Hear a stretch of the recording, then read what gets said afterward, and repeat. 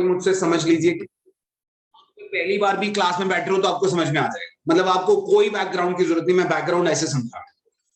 Economies of scale basically scale of production की बात होती है कि हम किस स्केल पे काम कर रहे हैं। देखिए मैंने उस दिन भी आपको एक एग्जांपल दिया था, यार वो बहुत बड़े स्केल पे काम कर रहा है यार मैं तो छोटा मोटा आदमी है यार, मैं कोई ज्यादा मेरा बड़ा लंबा चौड़ा स्केल नहीं है। ये सुनिए कभी ये बात। तो स्केल ऑफ बिजनेस की आपकी फिक्स्ड फैक्टर्स की कैपेसिटी ऑफ प्रोडक्शन क्या है, that is called scale of business. तो स्केल ऑफ बिजनेस में आप जब बड़े स्केल पर काम करते हैं तो आपको कुछ फायदे होते हैं, उनको हम कहते हैं इकोनॉमीज ऑफ स्केल। जब आप बड़े स्केल पे काम करते हैं तो आपको उसमें कुछ बेनिफिट्स होते हैं, उन बेनिफिट्स को हम इकोनॉमीज ऑफ स्केल कहते हैं। जैसे economies of large scale production में इंटरनल इकोनॉमीज और एक्सटर्नल इकोनॉमीज। तो इंटरनल इकोनॉमीज में सबसे पहले लेबर इकोनॉमीज। लेबर इकोनॉमीज में क्या फायदा होता है आपको, आप जब बड़े स्केल पे काम करते हो तो आपके पास लेबर इतनी होती है कि आप स्पेशलाइजेशन कर सकते हैं। आपको एक उदाहरण देता हूं, आपने अपने घर के पड़ोस में कोई आंटी देखी है पढ़ाती, सबके घरों के पड़ोस में होती है, जिसमें हम बचपन में जाकर पढ़ते हैं आंटी के पास। वो आंटी सब कुछ पढ़ा लेती है, सुपर वुमेन होती है, और वो 1 से लेकर 8वीं 9वीं तक बच्चे इकट्ठे बिठाकर पढ़ा लेते हैं। आसपास फैले हुए हैं बच्चे, 8वीं का भी वो पढ़ा रही हैं, 9वीं का भी पढ़ा रही हैं, किसी को मैथ्स पढ़ा रही हैं, किसी को साइंस पढ़ा रही हैं, तो कोई रोना ही शुरू कर दिया तो उसको चुप भी करा रही है, मतलब वो सब कुछ मैनेज कर रही है वो aunty. But then when you grow, आप जब स्केल, अब जैसे यहां पर हैं, एक आदमी सब कुछ नहीं पढ़ा सकता है ना, that is the truth, that is the ultimate truth. तो वहां पर इकोनॉमीज ऑफ लेबर यानी कि हम स्पेशलाइजेशन कर सकते हैं, we can go for specialisation. एक आदमी एक ही काम रिपीटेडली करे, अगर एक आदमी एक ही काम रिपीटेडली करेगा तो क्या होगा, ही विल बिकम स्पेशलिस्ट, है ना। For example I have been teaching this subject from last 20 years, now I know in and out of this subject. मुझे मालूम है आपके पेपर में किस तरह का क्वेश्चन है, because I am doing this again and again. और एक आदमी जो सब कुछ ही कर रहा है, jack of all trade of nothing, वो सब कुछ करने से होता क्या है कि आप कर तो रहे हैं but then you are compromising on the quality. But when you concentrate on one particular thing and you repeatedly doing this, so then you become specialist. मगर ये हो सकता है बड़े स्केल पर, छोटे स्केल पे हो नहीं सकता। वो आंटी कर नहीं सकती, she can not afford different teachers for different subjects. Clear बात है, वो आंटी अपने घर के कमरे में पढ़ा रही हैं, she can't afford that. In a big school they can. हम अकेडमी की बात करें तो यहाँ एक सब्जेक्ट का एक टीचर होगा, स्कूल में जाएंगे तो एक सब्जेक्ट के 4 हैं, कॉलेज में जाएंगे तो और ज्यादा है, यूनिवर्सिटी के लेवल पे तो भयंकर है। सो जहां इकोनॉमीज ऑफ स्केल आता है तो वहां यू यूटिलाइज दीज स्पेशलिस्ट। अब जैसे एक बहुत बड़ी कंपनी है, वो मार्केटिंग के लिए उसके अलग लोग हैं, they are handling marketing totally, they are doing nothing but doing the marketing. So that is internal economies of labor. Then technical economies, you grow technologically. Technologically आप जो है बड़े स्केल पर जब आप काम करते हैं तो सिंपल सी बात है यार, आप अफोर्ड कब करोगे, बड़े स्केल पे काम करोगे तभी तो आप अफोर्ड कर पाओगे, छोटे स्केल पे तो आप अफोर्ड नहीं कर पाओगे ना। तो जो टेक्निकल इकोनॉमीज है, टेक्नोलॉजिकल इकोनॉमीज है, that arises only when you are doing at that level. आप जब उस लेवल पे काम कर रहे हो तभी वो टेक्नोलॉजिकल, अच्छी टेक्नोलॉजी से क्या होता है, फिर आपकी कॉस्ट कम हो जाती है, आपकी एवरेज कॉस्ट कम हो जाती है। एक बहुत अच्छा एक एग्जांपल है, आप अपने घर में आपने कपड़े की वीविंग शुरू करी, कपड़ा बनाना शुरू किया, तो आप वो पुराने टेक्निक से यूज कर रहे हैं, चरखा रखा है आपने और उससे कपड़ा बना रहे हैं। So it is like, it is time consuming and the cost is high. वही कपड़ा लूम पे बनेगा तो टाइम कंज्यूम भी होगा कम और पैसा भी कम लगेगा, है फायदा। एक और उदाहरण, ताजा बिल्कुल नया एग्जाम्पल, हमारे पास घरों में पहले कारपेंटर्स आया करते थे, हमने कोई अलमीरा बनवानी है, कोई दरवाजा बनवाना है, कोई फर्नीचर बनवाना है, तो कारपेंटर घर आया करते थे, बनाते थे और सभी, आज भी होता है। But they are shifting towards a better technology.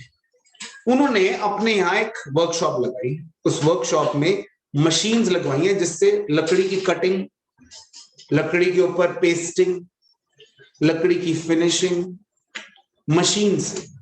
जिस लकड़ी को काटने में पहले आरी से एक आदमी 15 मिनट लगाता था, उसको फिर वो हाथ वाली मशीन ले आया। आपके घर अब मशीन लेकर आते हैं, वो कटर जो होता है उससे काटते हैं हाथ से, 15 मिनट की जगह 5 मिनट। मगर एरर हो सकता है, सीधी नहीं कटती। आप जितनी मर्जी सीधी लाइन खींच लो, वो पेंसिल से लाइन ही तो खींचते हैं, and then they cut it, वो कहीं ना कहीं एरर आता। अब वो काम उसकी मशीन है, वो बोर्ड पूरा रखते और वो कट के बाहर आता 1 मिनट में विद 0 mm एरर। एक 0 mm भी एरर नहीं होता। तो जब 0 mm एरर होता है, सो देन जब आप फिनिशिंग लाते हैं तो मैच करती हैं चीजें। अदरवाइज जब पहले होता था तो ऐसे होता था, कभी ऐसे कभी ऐसे, वो मैच नहीं करती थी चीज। कभी आप देखते हैं दरवाजे अड़ गए क्योंकि एरर है cutting. So now the technology is growing. So technology जब ग्रो, आप कब ग्रो कर पाते हो? जब आप स्केल पे। अब एक छोटा कारपेंटर जो बेचारा लेबर चौक पे बैठा हुआ है अपना डब्बा सा लेकर, ही कांट डू दिस, वो नहीं कर पाएगा। But a person who is having his own workshop, अब वर्कशॉप सेटअप करना it's a money consuming thing यार। तो बड़े स्केल पे जब आप काम कर रहे हैं तो टेक्नोलॉजी का बेनिफिट लेते हैं। मैंने एक कारपेंटर से पूछा, मेरे घर में अलमीरा बननी, कुछ अलमीराज बननी है, वो अलमीराज अगर वो मैं घर में बनवाऊं तो 1 महीना लगता है। मैंने ऐसे किसी कारपेंटर से पूछा, I came to know because I am doing this now, तो बोला 4 दिन में आपके घर अलमीरा लग जाएगी। जिस काम को 1 महीना नॉर्मल आदमी बता रहा है, ही सेइंग 4 दिन में मैं ले आऊंगा, 2 दिन मुझे लगाने में लगेंगे, तो 6-7 दिन में ये सब फिट हो जाएगा, बिकॉज उसको कुछ हाथ से करना ही नहीं। सो टेक्नोलॉजिकल इकोनॉमीज, वो पैसा बचा रहा है और अच्छी टेक्नोलॉजी से अच्छी production. Then managerial economies, you can hire better expert managers for different things, for finance अलग से, फॉर मार्केटिंग अलग से, फॉर एचआर अलग से। We can hire qualified experienced managers जो आपकी हेल्प करते हैं आपकी प्रोडक्शन को बेटर करने में, आपकी ग्रोथ में। Then marketing economies. अच्छा एक बात बताओ, एक आदमी जो छोटे स्केल पे काम कर रहा है वो मार्केटिंग कहां तक कर पाता है? आज मैंने फेसबुक पे एक ऐड देनी है, फेसबुक पूछता है कहां देनी है, हम क्या करते हैं 5-10 किलोमीटर। जब एक बड़ी कंपनी ऐड देती है तो वो कहां देती है? पूरी कंट्री, इवन कंट्री के बियॉन्ड। अब नाइकी वाले ऐड देते हैं तो वो क्या 5-10 किलोमीटर में ऐड देते हैं? नहीं ना। So that is marketing economies. Then financial economies, पैसा इकट्ठा करना है। एक छोटी फर्म को अगर पैसा इकट्ठा करना हो तो उसको पैसा इकट्ठा करने में कम से कम एक तो मुश्किल बहुत होगी और रेट ऑफ इंटरेस्ट उसको बहुत महंगा लगेगा। मगर एक बड़ी फर्म के लिए rate of interest is not much और उसके घर आकर लोग पैसा भेजेंगे। Then research and development, who does research and development? मैंने सुना है नाइकी का नाम आया कि नाइकी का जूते के में कंपैरिजन ही नहीं है टेक्नोलॉजी का, because they do so much of R&D, so much of R&D. So when they do R&D, they develop a product which is uncomparable with others. I have heard about this thing. आपने कोई गाड़ी सुनी हो जैसे Scorpio? I have heard के Scorpio, मैं क्यों नाम ले रहा हूं क्योंकि मैं एसयूवी की बात कर रहा हूं जिसकी हाइट थोड़ी ज्यादा है। तो मैंने किसी से सुना है कि अगर आप बहुत ज्यादा स्पीड पे अगर उसको टर्न ले लो तो ये टर्न पलट जाएगी। यही काम आप लेक्सस की, यही काम आप मर्सिडीज की एसयूवी से करिए, वो नहीं होगा, मुश्किल है। मतलब उसमें इतनी आसानी से वो पलट नहीं जाए, because they have done the R&D, है ना? The height to weight ratio, the height to size ratio, they see everything. They do lot of R&D and then they develop a car. यार ये 4 करोड़ रुपए लेते हैं रोल्स रॉयस वाले गाड़ी देने के, ऐसे क्यों लेते हैं? What have they done in the car? R&D ना, R&D they have done on cars so much कि they guarantee you कि आपकी रास्ते में कभी खराब नहीं। So R&D gives you a benefit in market over others if you do good R&D. In any business you do good R&D. But ये कौन कर पाता है? छोटी फर्म नहीं कर पाती, they can't afford so much of R&D. Then economies related to transportation and storage cost. They can store because they, अगर स्टोर करने की पावर है तो आपके पास बार्गेनिंग की पावर है. अगर आप स्टोर नहीं कर सकते तो बार्गेनिंग की पावर नहीं है आपके पास. अगर आपका माल बन रहा है और आपको बेचना है because you do not have a storage, तो फिर आप बेचोगे, औने पौने भाव भी बेचोगे, वरना वो रख कर क्या करोगे. But then if you have a storage, if you have a good transportation, इसको हम क्या कहते हैं, what is they called, supply chain management. Supply chain management क्या होता है? मैन्युफैक्चरर से लेकर कस्टमर तक प्रोडक्ट पहुंचने की जो चेन है, दैट इज सप्लाई चेन ना. उसकी मैनेजमेंट अगर आपकी स्ट्रांग है, so then you can win the world if आपके प्रोडक्ट को लेकर. बट देन अगर आपके पास ये चेन सॉलिड नहीं है, इस चेन में कहीं ब्रेकेज है, इस चेन में कहीं प्रॉब्लम है, सो देन आपके लिए मुश्किल है. Then risk bearing economies, who can bear the risk more? जो बड़े लेवल पे काम कर रहा है. एक हल्दीराम वाला ज्यादा रिस्क ले सकता है, या कोई जो एक बेचारा रेडी पर गोलगप्पे बेच रहा है? बेच दोनों गोलगप्पे रहे, बेच दोनों चाट रहे हैं, मगर कौन ज्यादा रिस्क ले सकता है? हल्दीराम, बीकानेर वाला, they can take more risk than these firms, these small firms. हाँ या नहीं? Then internal diseconomies. बेटा यही डिसइकोनॉमीज का मैं आपको मतलब बता दूं. आप छोटे स्केल से बड़े स्केल पर जाते हो तो यू रिट्रीव इकोनॉमीज. अगर आप बड़े स्केल से छोटे स्केल पर आ जाओ, so then what you retrieve is diseconomies. नुकसान है उसका. ठीक है, तो ये उल्टी है, बस एक बार ये आप पढ़ लेंगे. Impact of internal economies and internal diseconomies. Economies होंगी तो एलएसी गिरेगा, कॉस्ट गिरेगी ना, और डिसइकोनॉमीज होंगी तो कॉस्ट बढ़ेगी. एक बात समझ लीजिए, हर प्रोडक्ट की एक लाइफ साइकिल होती है जिसको हम कहते हैं पीएलसी, प्रोडक्ट लाइफ साइकिल. हमेशा एक प्रोडक्ट ग्रो करता है, then it comes down. Talk about anything, anything, किसी भी प्रोडक्ट की बात करिए. कोई एक पर्टिकुलर ब्रांड की कार थी, जब शुरू में आई तो उसने धमाल कर दिया, बट कब तक? फेसबुक जब नया नया आया, धमाल, एकदम हवा में सब चीजें. नाउ आप ही लोग कहते हो, मुझे तो नहीं पता, because I am not that very social media से. अब इंस्टा इज डूइंग, है ना. So everything has a PLC. तो पहले आप इकोनॉमीज रिट्रीव करते हो उससे, जब आप बड़े स्केल पे जाते हो तो इकोनॉमीज, लेकिन एक स्टेज पे जाकर वो रिडंडेंट हो जाता है, वहां रुक जाता है. जब रुक जाता है तो then you get the diseconomies also. तब आपको वो क्योंकि स्केल का तो कोई डेफिनेशन नहीं है ना. मैं बोलता हूं कि मैं अगर फॉर एग्जांपल कहीं छोटी मोटी नौकरी करता था और अब मैंने एक अकेडमी खोली तो मैं बढ़ गया. फिर मैंने एक अकेडमी से एक स्कूल खोल लिया, मैं बढ़ गया. लेकिन अगर मैं अपने आप को कहीं मुकेश अंबानी से कंपेयर करूं तो रिडंडेंट. एक स्टेज पे आके आप स्कूल खोलने पे भी अब आप सुनते हैं यार वो स्कूल लॉस में. अगर एक टीचर्स के मुकाबले देखा जाए तो टीचर एक नौकरी कर रहा है और वो स्कूल खोलने के सपने देख रहा है, और स्कूल वाला लॉस में है. क्यों है? Reason can be anything. What I am trying to say is कि जब भी आप स्टेज वाइज चढ़ते हैं, उस स्टेज पे जब आप रिडंडेंट हो जाते हैं तो वही इकोनॉमीज जो दे रहा होता है वो डिसइकोनॉमीज देने लगता है. It happens. वो हम कहते हैं मैनेजमेंट में, change is the only consistent thing in this world. Change is the only consistent. अगर आप चेंज होंगे, चेंज होना स्वाभाविक है और चेंज होना बहुत जरूरी है.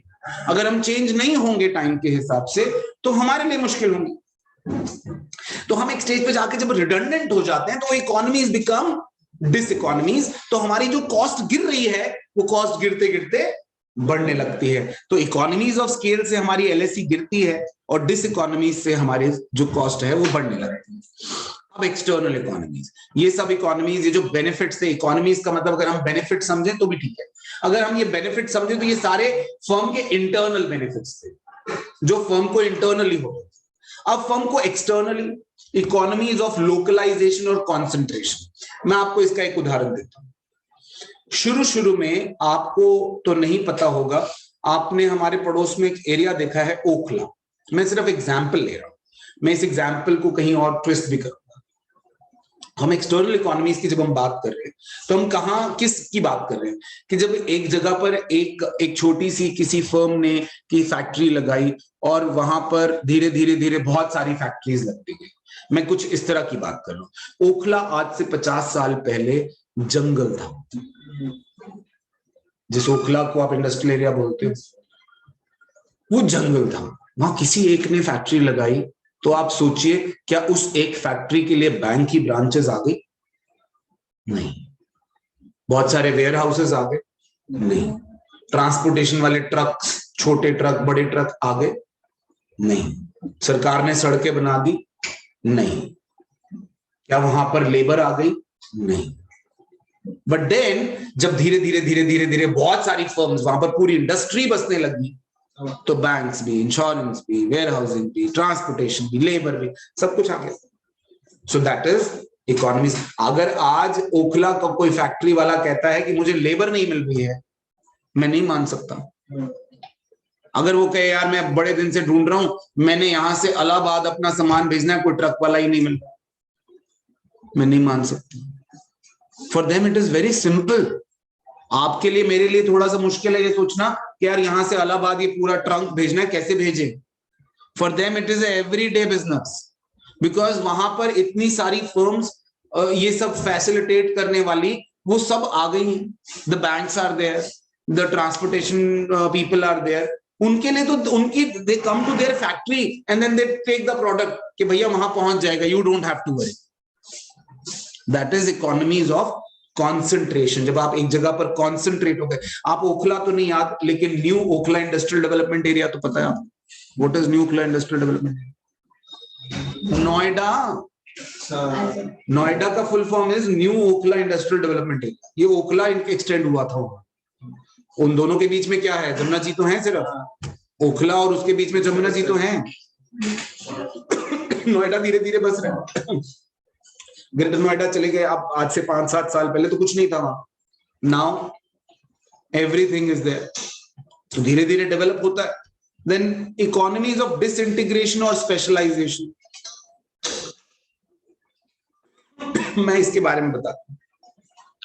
अभी आपने मेरे से जो एग्जाम्पल सुना वो इसलिए सुना क्योंकि वो एग्जाम्पल मुझे जगह को लेकर देना है। अब आप एक बात सोचिए कि एक इंडस्ट्री जो पहले थी नहीं, एग्जिस्ट नहीं करती थी, बहुत बड़ी होती, स्पेशलाइजेशन आ गई। अब जैसे नहीं नहीं, एक पर्टिकुलर प्रोडक्ट को बेचने वाली कोई एक वाली फर्म थी, नया नया कोई प्रोडक्ट लाई, धीरे धीरे धीरे धीरे वो बहुत सारे लोग आ गए उसको बेचने के लिए, उसी फर्म उसी प्रोडक्ट को बेचने के लिए। डिजिटल मार्केटिंग सुना आपने? आज से 2-3 साल पहले कॉन्सेप्ट ही किसी ने नहीं। Now that has come into the market, digital marketing. इसके फायदे हो रहे हैं। इस इंडस्ट्री को, ये इंडस्ट्री ग्रो कर रही है। कैसे ग्रो कर रही है? The industry is growing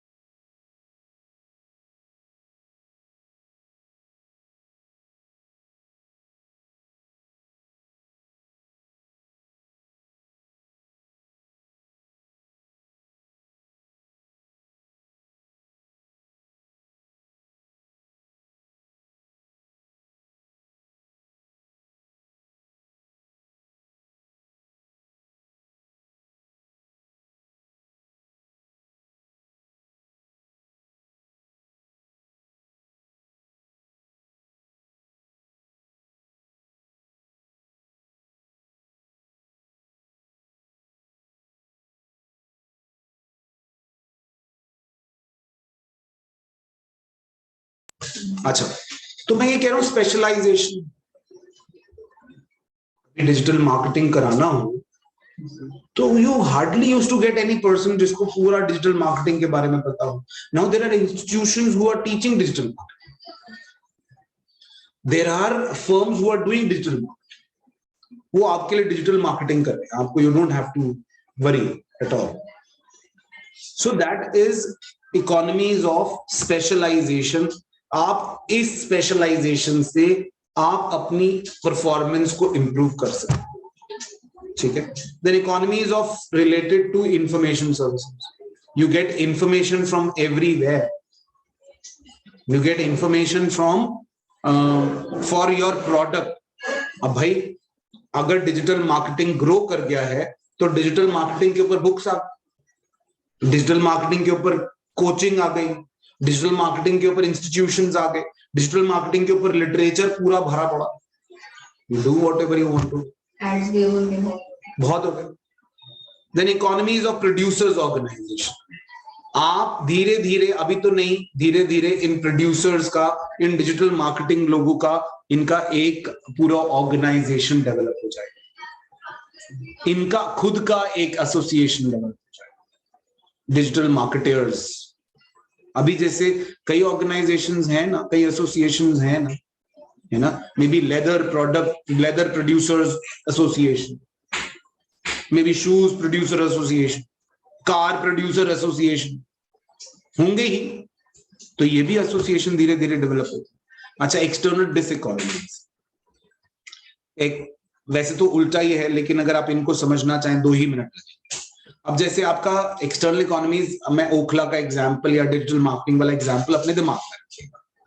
increase in input prices. जब एक ही फर्म था तो उसको इनपुट चाहिए था, उसको लेबर चाहिए थी, लेबर बुलाई सस्ते में. अब वही लेबर को पता है भाई मैं यहां नहीं करूंगा तो वहां काम करूंगा, सो input increases, the price of input increases. अब जो इनपुट एक फैक्ट्री को चाहिए था, जो रॉ मटेरियल, अब वो 50 फैक्ट्रियां मांग रही हैं, तो बेचने वाले ने अपना प्राइस बढ़ा दिया.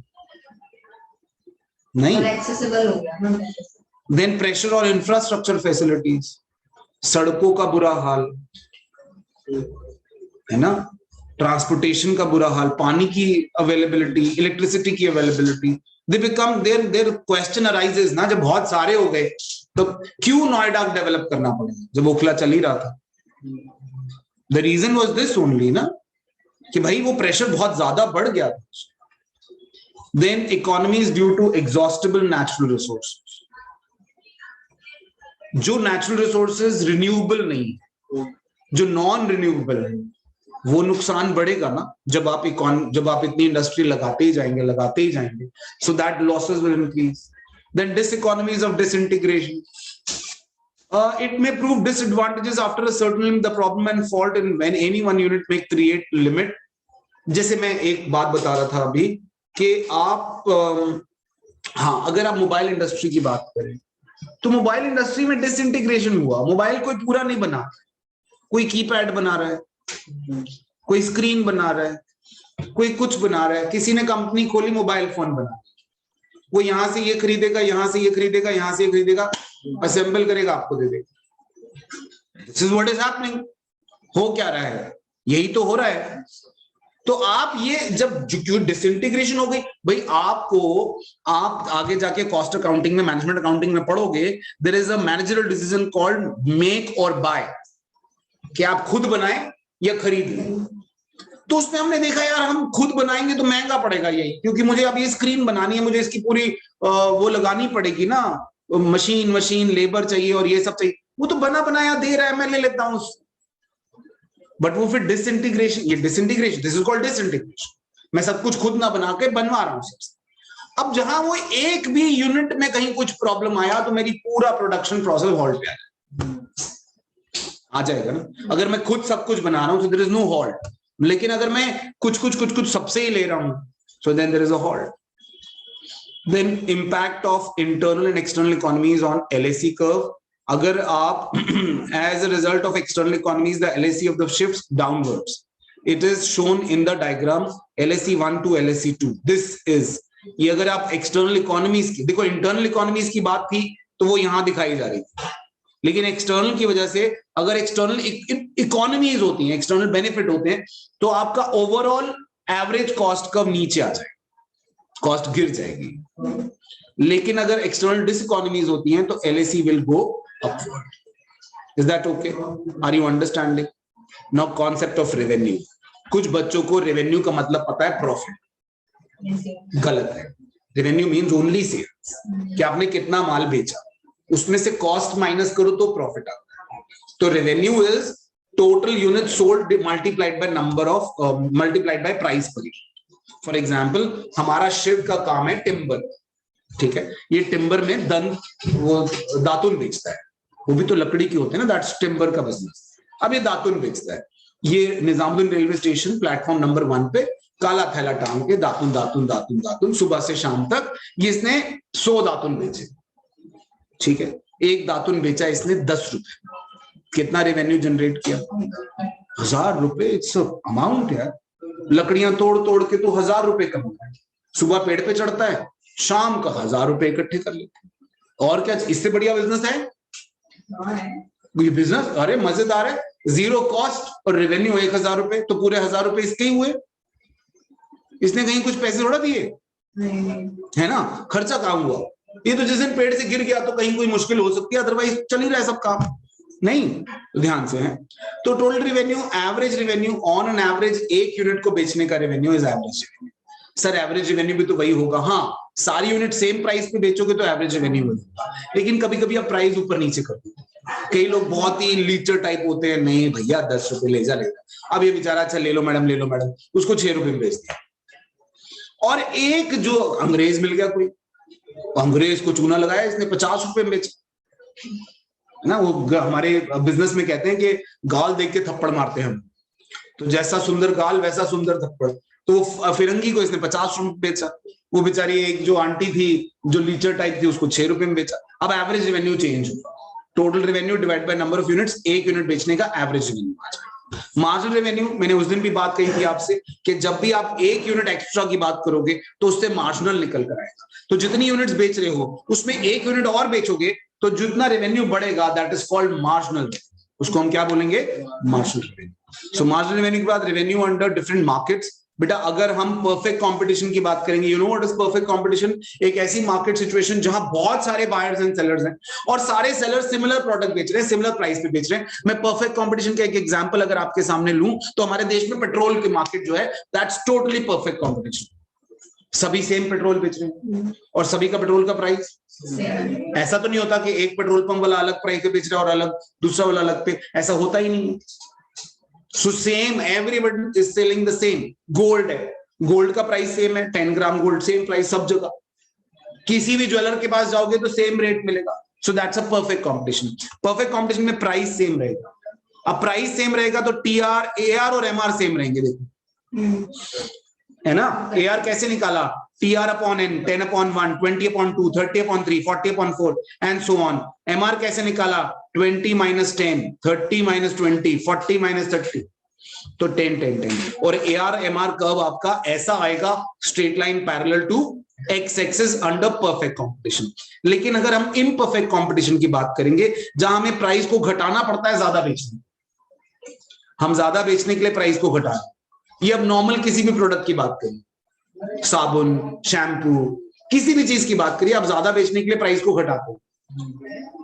तो जहां प्राइस घटता है वहां एआर एमआर दोनों घटते हैं, मगर एआर एमआर के मुकाबले ज्यादा है।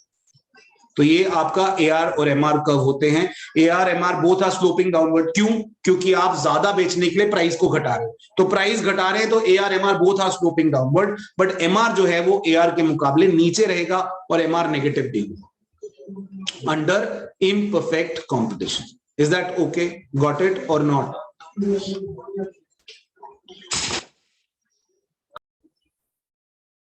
Dash is the functional relationship between physical input and physical output. कौन सा functional relation है between physical input और output? Factors of production and output.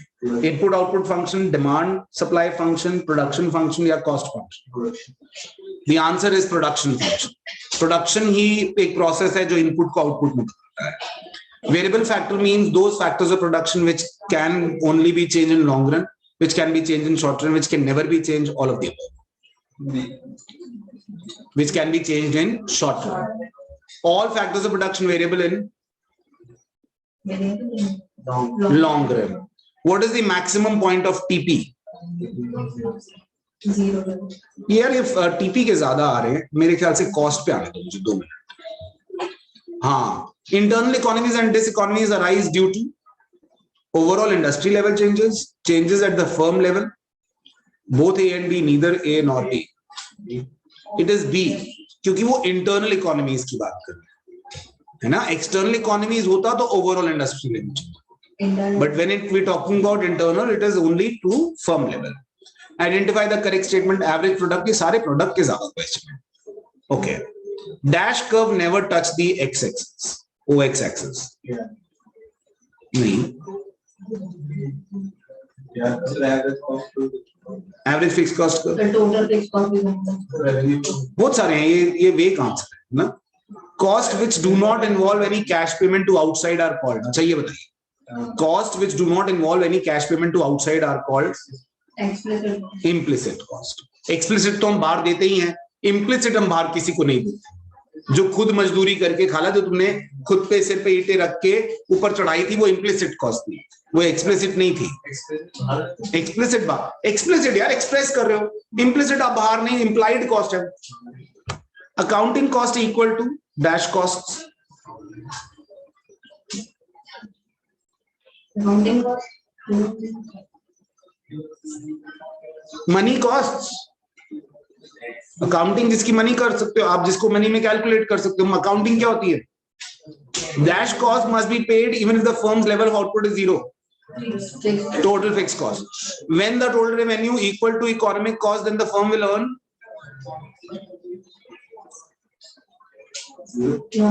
Normal profit. Correct. TCN minus TCN minus 1 is equal to marginal cost. ATC curve will be in U shape. The vertical difference between TVC and TC is equal to total fixed cost. When the AC is equal to MC, the average cost is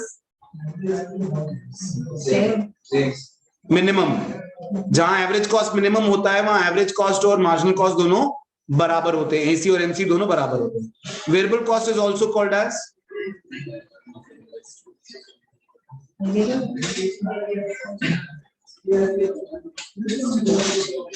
marginal cost. मैंने एक बात आपको याद दिलाऊं, आपको मैंने एक बार कहा था कि मार्जिनल कॉस्ट अगर आती है तो वो सिर्फ वेरिएबल की वजह से आती है, फिक्स कॉस्ट तो चेंज होती नहीं है ना. तो आप टीवीसी से एमसी निकाल सकते हो और एमसी से डायरेक्टली क्या निकाल सकते हो? टीवीसी. एमसी से डायरेक्टली टीसी नहीं निकाल सकते. याद आया?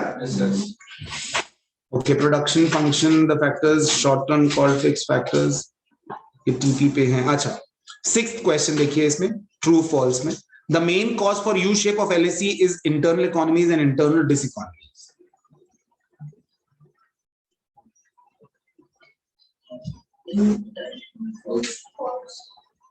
Why false?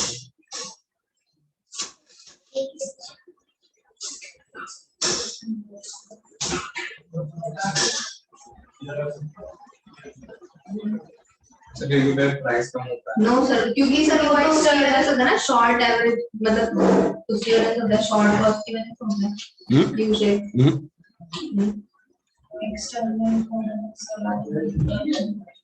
अभी तो किया हमने.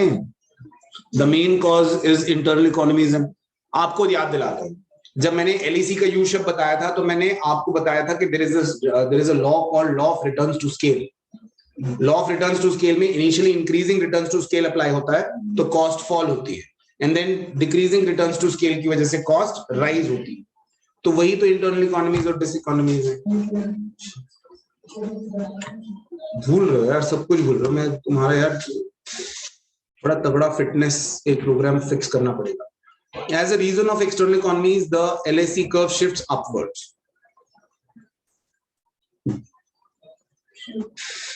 True? False. It shifts downwards. External economies हो रही है, diseconomies नहीं हो. External economies हो रही है. if perfect market, in a perfect market, AR is equal to MR curve parallel to OX axis. True. In imperfect, MR curve is below AR. ये भी true है. In perfect market and imperfect market, the price is equal to average revenue.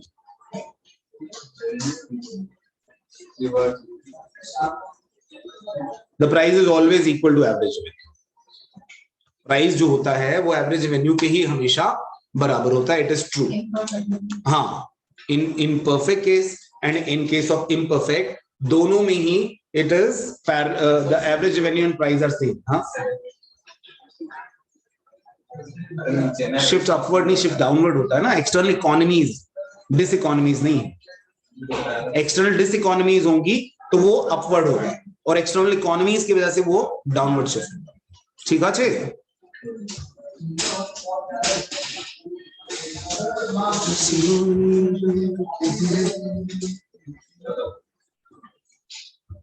We are left with market. We have to start with market. Pause लेते हैं 1 minute का. Production किसको कहते हैं? Converting input into output is called as production.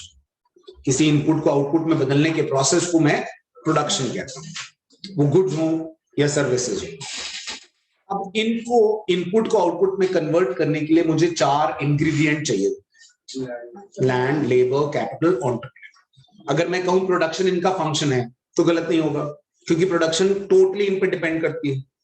अगर ये factors of production बढ़ाएंगे तो प्रोडक्शन बढ़ेगी, अगर ये नहीं बढ़ाऊंगा तो प्रोडक्शन मेरी नहीं बढ़ेगी. सिंपल सी बात है ना. तो अब इसमें फैक्टर्स ऑफ प्रोडक्शन की बात हो रही है तो सबसे पहले लैंड. लैंड के कुछ फीचर्स हैं. पहला, gift of nature. Land is a gift of nature. Land किसी ने कोई बनाई है खुद से? हमने वो बिग बैंग थ्योरी हमने पढ़ी, उससे बनी है लैंड की. बिग बैंग थ्योरी पढ़ी है आपने, कॉस्मोस की? अरे स्पेस में जो सब कुछ हुआ, वो गैसेस का इंटरैक्शन और वो ब्लास्ट और उससे बहुत सारी गैलेक्सीज बन गई और उन गैलेक्सीज से हमारी अर्थ भी बन गई. तो किसी ने थोड़ा बनाई है, तो सिंपल है. तो it is a bounty of nature. Bounty means gift. It is limited in supply.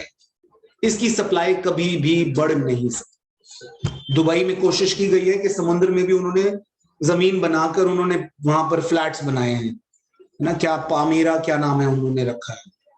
But then you can't. एक हद तक चले जाओगे, उसके बियॉन्ड कहां जाओगे? Our earth is 2/3 in water, तो 1/3 पे ही हमने जीना है. ऐसा पॉसिबल है कि कोई और प्लैनेट लाकर हम नट बोल्ट से कस दे और दूसरे प्लैनेट पे हम अर्थ की सप्लाई बढ़ा ले? तो लैंड की सप्लाई पॉसिबल नहीं है बढ़ाना. Then immovable factor, immobile, change नहीं कर सकते. बेटा ये तो दुनिया ने टेक्नोलॉजी कर ली है कि लैंड के ऊपर बने हुए घर को शिफ्ट कर दिया बने बनाए. लैंड किसने शिफ्ट कर लिया? कोई ले आओ, कोई नैनीताल का कोई पहाड़ उठा के दिल्ली में लगा दो, मजा आ जाए भाई. देखो शिमला का कुछ मिल जाए. पॉसिबल नहीं है. It is immovable. Then diminishing return. It's not in land, it's in case of everything. जब आप उसका यूज एक लिमिट के बियॉन्ड करेंगे तो उसके रिटर्न जो है फिर डिमिनिश होना शुरू हो जाएगा. आप अपने आप को ही देख लो यार. अभी मैं 1 सवा 1.5 घंटे से पढ़ा रहा हूँ. 1 घंटे से मतलब अगर मैं आपको 2-4 घंटे लगातार इकोनॉमिक्स पढ़ाने लगूं, ग्लूकोज की कमी हो जाए भाई को, गिरने लगो यहाँ, तो डिमिनिशिंग रिटर्न्स. रिटर्न्स शुरू में आप अभी देख लो, जब शुरू में पहले के 5 मिनट और अब के 5 मिनट देखो कितने भारी पड़ रहे हैं. 5 अभी समझने में यार ये क्या बोल रहे हैं यार, मुश्किल हो रही है. नहीं हो रहा, हो सकता अभी 1 घंटे के बाद होने लगे, लेकिन हम उस लिमिट तक जाते नहीं है ना, हम पहले ही रुक जाते हैं. तो डिमिनिशिंग रिटर्न्स. लैंड डिफर्स इन फर्टिलिटी.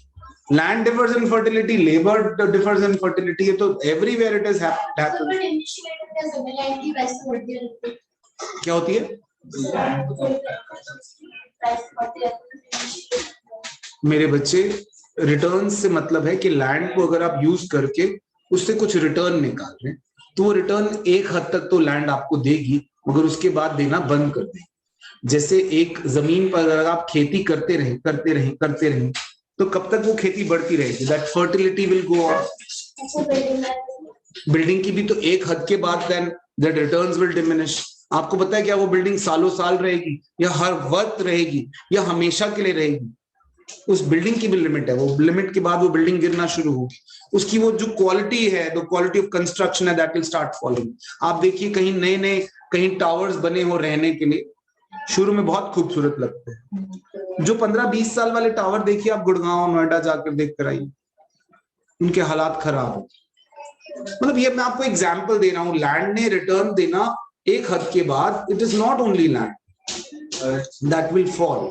मैं उसकी सेल परचेज की बात नहीं कर रहा हूं, वो सेल परचेज से हम रिटर्न्स की बात नहीं कर रहे हैं। अगर हम उस पर कुछ प्रोडक्शन कर रहे हैं, उससे कुछ प्रोड्यूस कर रहे हैं, लैंड को as a factor of production मान रहा हूं। आप जब लैंड सेल परचेज कर रहे हो तो लैंड फैक्टर ऑफ प्रोडक्शन नहीं है, लैंड खुद एक प्रोडक्ट है जिसकी आप बात करें। मैं फैक्टर ऑफ प्रोडक्शन की बात कर रहा हूं कि लैंड को अगर मैं फैक्टर ऑफ प्रोडक्शन मान लूं तो वो मेरे को as a factor of production कब तक रिटर्न देगी। ठीक है, गुड इट। तो सवाल पूछने के बाद तो इतनी इंडिफरेंट हो जाती है ना, मुझे लगता नहीं कि तूने ही पूछा था। अच्छा, आ गया लेबर। लेबर के बाद features. Labour is inseparable from labourer. मेरे से मेरी लेबर को कैसे आप अलग करोगे? करा है लोगों ने, रिकॉर्डेड वीडियोस डाली है, मगर वो सेपरेट हो नहीं पाई। बच्चों ने फिर उनको दोनों को मिला दिया कि भाई ये रिकॉर्डेड वीडियोस से हमारा काम नहीं चल रहा, सामने बैठकर ही पढ़ना पड़ेगा। क्या मैं सही कह रहा हूँ? एम आई राइट? क्या आप लोगों ने वो सेपरेबिलिटी हुई थी कोरोना के टाइम पे, वापस हमें और हमारी लेबर को जोड़ दिया है, ऐसा हुआ है? अच्छा, labour is perishable. Labour is perishable. आप उसकी जो वर्क है, जो उसका काम है, वो अगर आप उसी दिन का वो जो काम है अगले दिन वो पेरिश हो जाएगा। मैं आपको कैसे ये बात समझाऊं?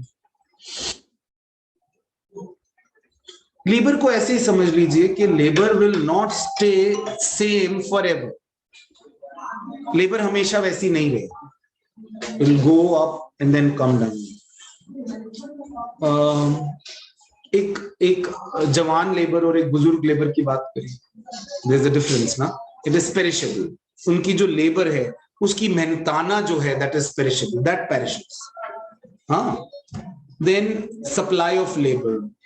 Labourers offer more labour at lower wages. ये उल्टी बात है। लोअर वेजेस पे हम बड़ी मेहनत ऑफर करते हैं, और जब हमारी वेजेस बढ़ जाती है तो हम मेहनत कम करना शुरू करते हैं। हमारा काम, हमारे जो दिन है वो वर्क में कम और लेजर में ज्यादा जाता है। शुरू में लेजर कम और वर्क ज्यादा होता है, बाद में वर्क कम और लेजर ज्यादा होता है। अब आप जैसे जैसे बड़े स्केल पे जाते हैं तो क्या आप हमेशा उतनी मेहनत करते रहेंगे जो पहले दिन से करते हैं? मेहनत कम हो जाती है ना। Then weak bargaining power. The labor has a very less bargaining power. Bargaining ज्यादा नहीं कर पाती because of abundant of labor. बहुत लेबर है तो बार्गेनिंग पावर लेबर में ज्यादा नहीं होती।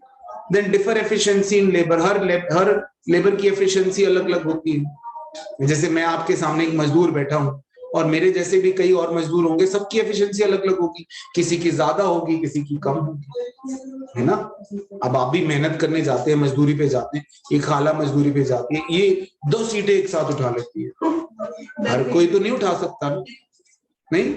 Then capital, functions of capital. Capital यानी कि वो पैसा जो टेक्नोलॉजी की फॉर्म में लग गया, वो पैसा जो मशीनों की फॉर्म में लग गया, वो पैसा जो कहीं ना कहीं किसी यूज में, एसेट्स में लग गया आपके प्रोडक्शन प्रोसेस में, उसको कैपिटल कहते हैं। तो capital supplies tools and machine, improves productivity of labour. ये मेरी प्रोडक्टिविटी को बढ़ा रहा है। अगर यही मैं बोर्ड पे लिख रहा होता तो शायद जितना आज हमने किया है उसका 50% भी नहीं करता। तो मेरी एफिशिएंसी बढ़ा दी कैपिटल ने, और कैपिटल के नाम पर वो लगा हुआ है आपके सर, मेरे सामने ये पड़ा हुआ, दैट इज कैपिटल ना। ये मेरी कैपिटल है। मैं हमेशा आपसे कहता हूं मैं दुकान खोल रहा हूं, मैंने अपनी दुकान बंद कर ली, मैं जा रहा हूं। सो देन कैपिटल सप्लाइज दी रॉ मटेरियल। कैपिटल होगा तो रॉ मटेरियल आएगा ना। रॉ मटेरियल कहां से लाओगे? पैसा ही नहीं है तो रॉ मटेरियल कहां से लाओगे? Generate more employment. आप कैपिटल लगाइए, एम्प्लॉयमेंट बढ़ेगी। आप छोटी दुकान से बड़ी दुकान कर लीजिए, एम्प्लॉयमेंट बढ़ जाएगी। Provides transport facilities. ये तो कुछ भी बोलते जाओ, कैपिटल से यू प्रोवाइड एवरीथिंग, हर चीज तो आती पैसे से ही, so you can do anything with capital. Then payments to factor कौन करेगा? कैपिटल करेगी। देन एंटरप्रेन्योर, अब चौथा फैक्टर आ गया, लैंड, लेबर, कैपिटल, 3 हो गए। अब आ गया हमारा चौथा, functions of an entrepreneur. Entrepreneur initiates the business. Who initiates? कौन, किसके दिमाग में आइडिया आता है बिजनेस शुरू करने? एंटरप्रेन्योर के दिमाग। He starts the business, he initiates the business, he is the one who takes the decision. So decision making is done by entrepreneur. Then choosing the technology, he is the one who chooses the technology, he is the one who innovates, he is the one who pay the rewards to factors. सभी कुछ तो अब सब idea ही उसी का है, जब शुरू ही उसने किया है, so he will be doing everything. Then production function, बेटा प्रोडक्शन फंक्शन में short period production function and long period production function. Short period में जो प्रोडक्शन फंक्शन होगा उसमें केवल वेरिएबल फैक्टर्स ऑफ प्रोडक्शन की बात करेंगे, और लॉन्ग रन में जो बात होगी उसमें सारे फैक्टर्स। देखो प्रोडक्शन फंक्शन क्या है? Production is a function of factors of production. क्या आप factors of production, y is a function of x, now x is an independent variable and y is dependent variable. So if production is a function of factors of production, तो factors of production are independent, और उस पर depend क्या करती है? Production. Production is a function of factors of production. तो वो factors of production अगर सिर्फ वेरिएबल फैक्टर्स की बात कर रहे हैं, so we are talking about short run, and in fact अगर हम सिर्फ शॉर्ट रन की बात कर रहे हैं तो हम वेरिएबल फैक्टर्स की बात कर रहे हैं, और अगर हम लॉन्ग रन की बात करते हैं तो हम फिक्स्ड और वेरिएबल दोनों की बात कर रहे हैं। Is that okay? तो fix factors and variable factors, long run production function और शॉर्ट रन प्रोडक्शन फंक्शन की अगर हम बात करें, शॉर्ट रन में वो प्रोडक्शन फंक्शन होगा लॉ ऑफ वेरिएबल प्रोपोर्शन। ये बात हम कर चुके हैं। लॉ ऑफ वेरिएबल प्रोपोर्शन में हमने 3 स्टेजेस बताई। पहली स्टेज जब हमारा ये 3 स्टेजेस हैं। पहली स्टेज में हम इनपुट को 10% बढ़ाते हैं और आउटपुट 15% बढ़ जाता है, लॉ ऑफ इंक्रीजिंग रिटर्न्स। फिर हम आउटपुट को 10% बढ़ाते हैं और इनपुट को 10% बढ़ाते हैं और आउटपुट हमारा 8% बढ़ता है, डिक्रीजिंग रिटर्न्स। ये डिक्रीजिंग रिटर्न्स है। मैं आपको ये डिक्रीजिंग रिटर्न क्यों है ये समझा देता हूं। ये जो स्टेज है, दिस इज इंक्रीजिंग रिटर्न, जिसमें आप इनपुट जो है वो 10% इंक्रीज करते हैं और आउटपुट 15% इंक्रीज। ये डिक्रीजिंग रिटर्न है, ये वाला। ये डिक्रीजिंग रिटर्न क्यों है? यहाँ पर टीपी बढ़ तो रहा है मगर इतनी स्पीड से नहीं बढ़ रहा, इसका स्लोप जो है वो स्लो हो गया और एमपी ने गिरना शुरू किया। सो यहां पर इनपुट जो है वो 10% इंक्रीज हो रहा है और आउटपुट जो है वो 8% this is decreasing returns. And then negative returns, जहां इनपुट जो है आपने 10% बढ़ाया है मगर आउटपुट जो है वो -2%, आपका एमपी नेगेटिव है, दिस इज नेगेटिव रिटर्न्स। अच्छा, जब मैं इनपुट की बात कर रहा हूं तो मैं सिर्फ लेबर या रॉ मटेरियल की बात कर रहा हूं, क्योंकि ये शॉर्ट रन है और शॉर्ट रन में मशीनें, लैंड ये नहीं चेंज करता। समझ गए बात को? So in case of short run, when I am saying production function, I am talking about law of variable proportion. और लॉ ऑफ वेरिएबल प्रोपोर्शन के 3 stages, increasing return, decreasing return और नेगेटिव रिटर्न्स। ये हमारे variable factors यानी सिर्फ labour से। Is that okay? Getting my point? Then main points of law मैंने जो अभी समझाए। Then law of returns to scale, ये किससे रिलेटेड है? लॉन्ग रन से। लॉन्ग रन में अब मैं सिर्फ लेबर नहीं बढ़ा रहा हूं, देखो यहां पर इनपुट में लैंड और लेबर दोनों बढ़ा रहा हूं। आप ध्यान से देखो, 1 land 2 labour, 2 land 4 labour, 3 land 6 labour. Productivity बढ़ रही है, आउटपुट बढ़ रहा है, एक हद तक बढ़ेगा, फिर आउटपुट गिरना शुरू कर देगा। आउटपुट जो है वो एक हद तक आप देखो बढ़ रहा है, and then it has started falling. इसमें नेगेटिव रिटर्न नहीं दिखाएंगे, इसमें हम दिखाएंगे increasing returns to scale, constant returns to scale and decreasing returns to scale. इसमें नेगेटिव नहीं दिखाएंगे। मैंने उस दिन भी समझाई थी कि लॉन्ग रन में अगर मैं डिक्रीजिंग स्टेज पर हूं तो फिर मैं सर्वाइव ही नहीं कर पाऊंगा। तो लॉन्ग रन में डिक्रीजिंग रिटर्न्स नहीं होंगे, और सॉरी नेगेटिव रिटर्न्स नहीं होंगे। सो इंक्रीजिंग, कांस्टेंट एंड डिक्रीजिंग। फर्क दोनों लॉ में क्या है? वो लॉ है शॉर्ट रन से रिलेटेड, ये लॉ है लॉन्ग रन से। टीपी तो बढ़ेगा ही, टीपी बढ़ेगा बट देन एक कम रेट से बढ़ना शुरू कर। अब causes of increasing returns and causes of decreasing returns, ये बेटा आप इंटरनल इकोनॉमीज और इंटरनल डिसइकोनॉमीज समझा देंगे तो वही कारण है। उसने पूछा what are the causes of increasing returns to scale, तो इंटरनल इकोनॉमीज, जहां managerial economies, technological economies, labour economies, वो they are reasons of internal economy, sorry increasing returns, ठीक है। और जहां हम डिस इकोनॉमीज की बात करेंगे, so that will be decreasing returns to scale के रीजंस। Is that okay?